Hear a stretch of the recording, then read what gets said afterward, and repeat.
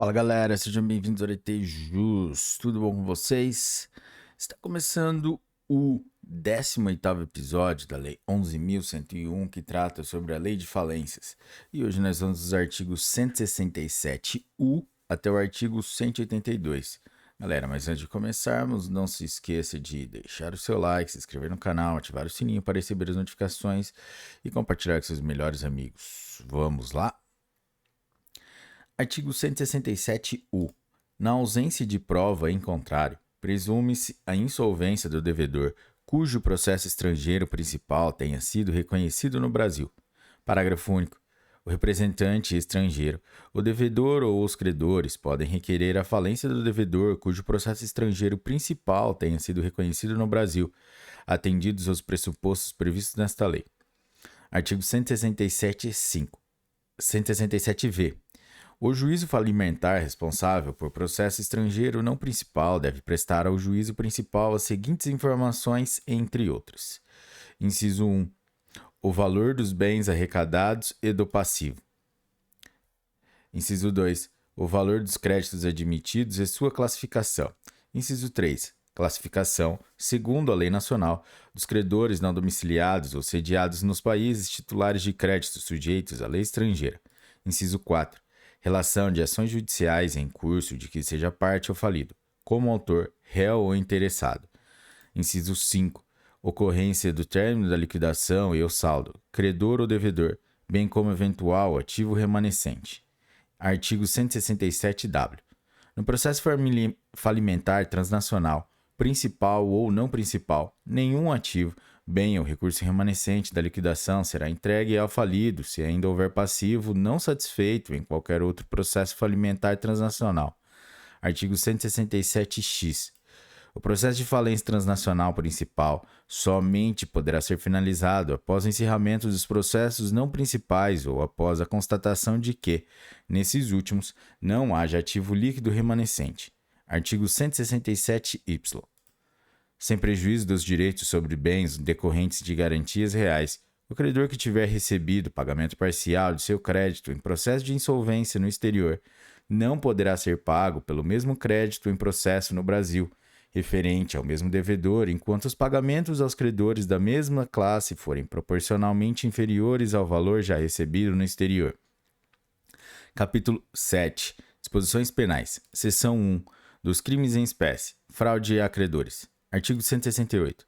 Praticar, antes ou depois da sentença que decretar a falência, conceder a recuperação judicial ou homologar a recuperação extrajudicial, ato fraudulento de que resulte ou possa resultar prejuízo aos credores, com o fim de obter ou assegurar vantagem indevida para si ou para outra. Pena: reclusão de 3 a 6 anos e multa. Aumento da pena. Parágrafo 1º. A pena aumenta-se de 1/6 a 1/3 seu agente. Inciso 1. Elabora escrituração contábil ou balanço com dados inexatos. Inciso 2. Omite, na escrituração contábil ou no balanço, lançamento que deles deveria constar, ou altera escrituração ou balanço verdadeiros. Inciso 3. Destrói, apaga ou corrompe dados contábeis ou negociais armazenados em computador ou sistema informatizado. Inciso 4. Simula a composição do capital social. Inciso 5. Destrói, oculta ou inutiliza, total ou parcialmente, os documentos de escrituração contábil obrigatórios. Contabilidade paralela e distribuição de lucros ou dividendos a sócios e acionistas até a aprovação do plano de recuperação judicial. Parágrafo 2º. A pena é aumentada de 1/3 até a metade se o devedor manteve ou movimentou recursos ou valores paralelamente à contabilidade exigida pela legislação, inclusive na hipótese de violação do disposto no artigo 6º-A desta lei. Concurso de pessoas. Parágrafo 3º. Nas mesmas penas incidem os contadores, técnicos contábeis, auditores e outros profissionais que, de qualquer modo, concorrerem para as condutas criminosas descritas neste artigo, na medida de sua culpabilidade. Redução ou substituição da pena. Parágrafo 4º. Tratando-se de falência de microempresa ou empresa de pequeno porte, e não se constatando prática habitual de condutas fraudulentas por parte do falido, poderá o juiz reduzir a pena de reclusão de 1/3 a 2/3 ou substituí-la pelas penas restritivas de direitos, pelas de perda de bens e valores ou pelas de prestação de serviço à comunidade ou a entidades públicas.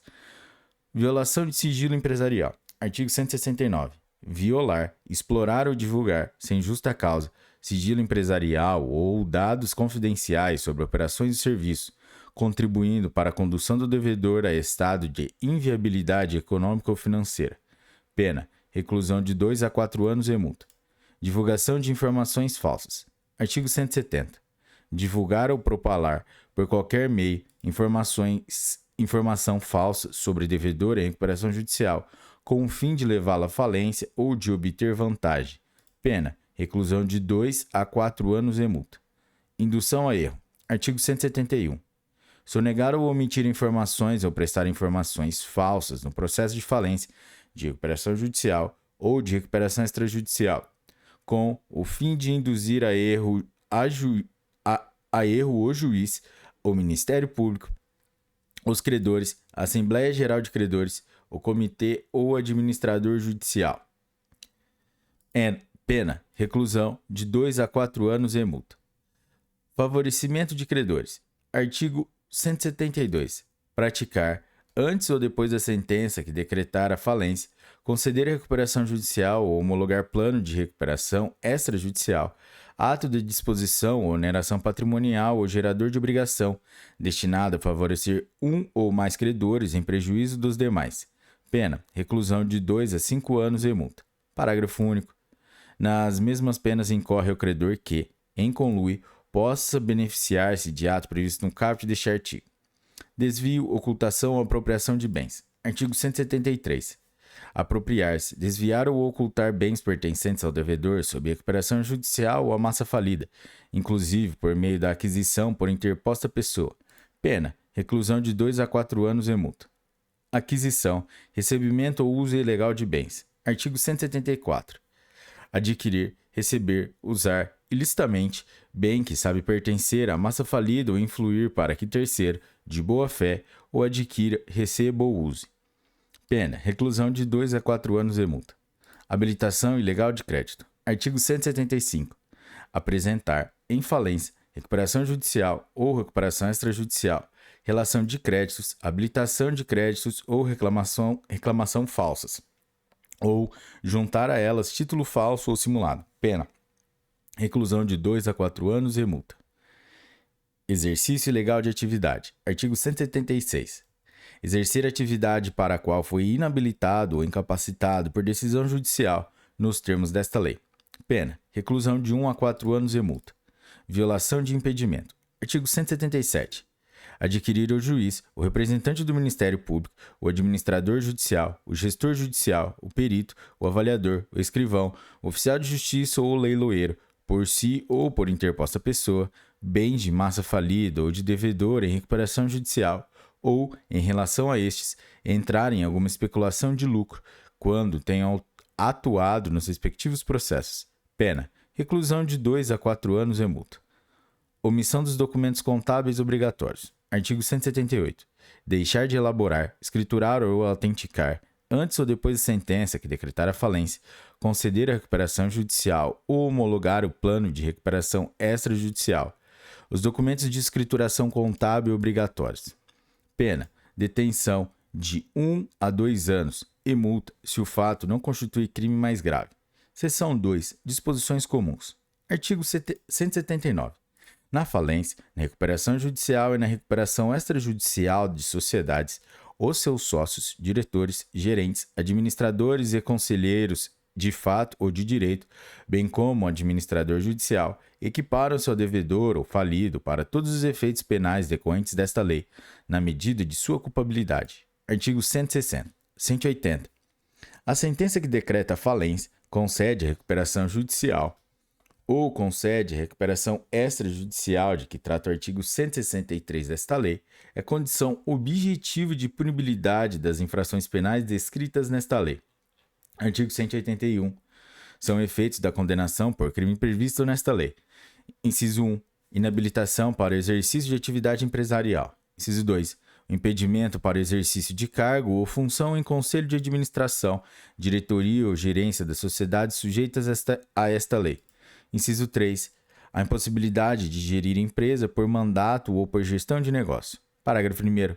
Os efeitos de que trata este artigo não são automáticos, devendo ser motivadamente declarados na sentença e perdurarão até 5 anos após a extinção da punibilidade, podendo, contudo, cessar antes pela reabilitação penal. Parágrafo 2º.